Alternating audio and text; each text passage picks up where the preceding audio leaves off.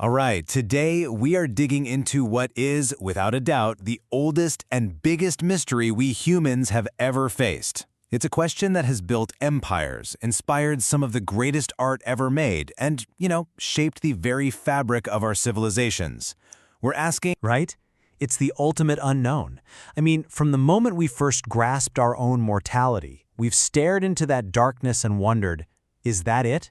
Is it just lights out? Or is it a new beginning? A test. For literally thousands of years, we have been obsessed with finding an answer. And this isn't just one culture's obsession. It's everyone's. You've got the detailed instructions in the Egyptian Book of the Dead, the epic journeys in Homer's Odyssey, the underworld trials in the Maya's Popol Vuh, and the divine revelations in the Quran. It's everywhere. And what's wild is that when you start looking at these stories together, you see these incredible patterns emerge. It's almost like humanity, separated by time and space, was working from some kind of shared blueprint for what comes next. So let's talk about that first big pattern. It's this powerful, recurring idea that death isn't an arrival. It's not a destination. No, it's the start of a journey. And almost always, it's a really dangerous one, a kind of spiritual obstacle course, where your soul has to navigate traps, face down monsters, and get past some pretty intimidating gatekeepers. okay, get this. You have two totally separate civilizations, the ancient Greeks and the Maya, separated by a huge ocean and thousands of years. But they both came up with a weirdly similar ritual. The Greeks would put a coin in the mouth of a loved one. Why? To pay Chauhan, the ferryman who'd rowed their soul across the River Styx. Now look at the Maya.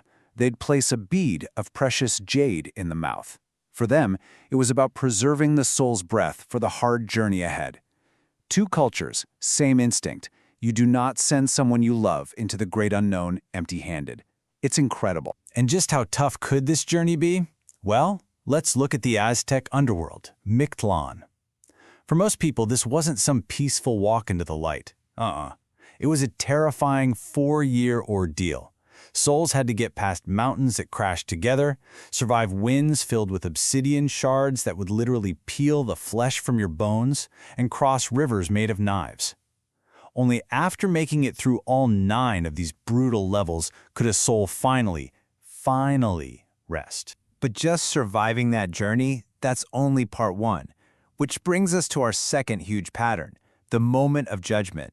You see this idea pop up all over the place, that after death, there's a reckoning, a kind of cosmic trial where your entire life gets put on a scale, and your eternal fate just hangs in the balance. And you can't talk about a cosmic reckoning without talking about karma. In Sanatana Dharma, what many know as Hinduism, karma is like the universe's ultimate law of cause and effect. It's not really about a god judging you and handing down a sentence. It's more like physics for the soul. Every single thing you do, say, or even think leaves an imprint. You are the one who creates your own destiny because you have to face the consequences of your own choices. And this idea of a final judgment, this cosmic courtroom, it's everywhere. For the ancient Egyptians, the test was weighing your heart against the feather of truth. If your heart was heavy with bad deeds, it was fed to a monster and you were just gone, total oblivion. In Sanatana Dharma, the Lord of Death, Yama, reviews your karmic record and sends you to a temporary heaven or hell before your next rebirth. In Islam, God himself weighs all your good and bad deeds to determine if you're destined for paradise or hell. The details change, but the core idea is the same. Your life is being judged, and the stakes couldn't possibly be higher. So, let's say you've made it through the perilous journey. You've faced your final judgment. What now?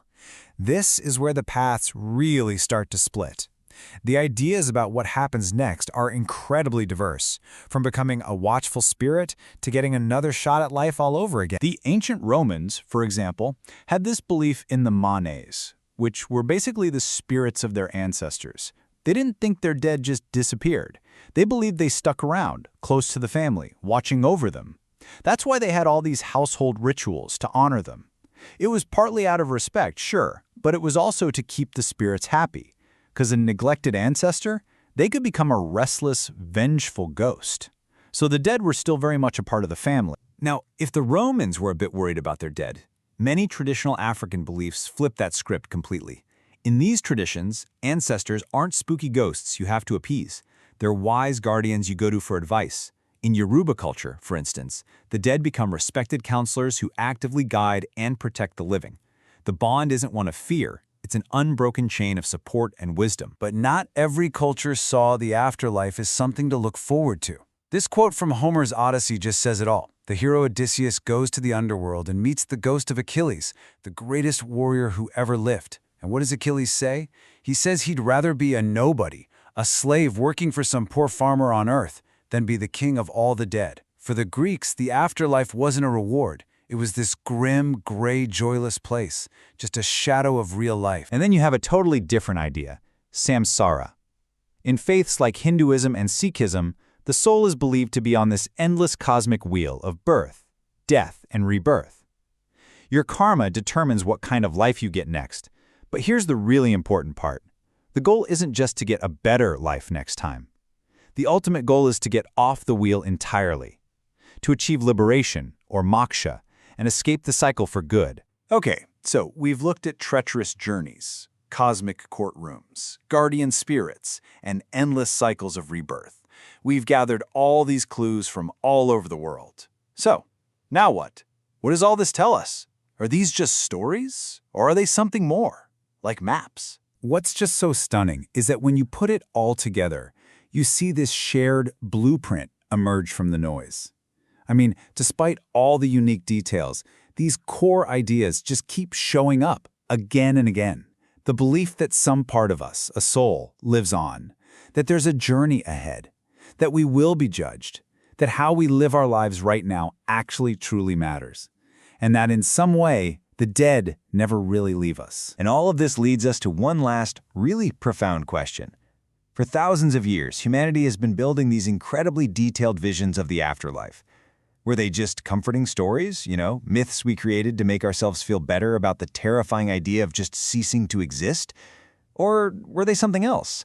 Could our ancestors have been trying to create actual guides, functional maps and instruction manuals passed down to prepare the soul for a journey they were absolutely convinced was real? That right there is still humanity's greatest mystery.